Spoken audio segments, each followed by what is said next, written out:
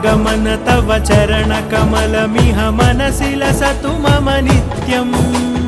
गरुडगमन तव चरणकमलमिह मनसि लसतु मम नित्यम् मनसि लसतु मम नित्यम् मम तापमपाकुरु देव मम पापमपाकुरु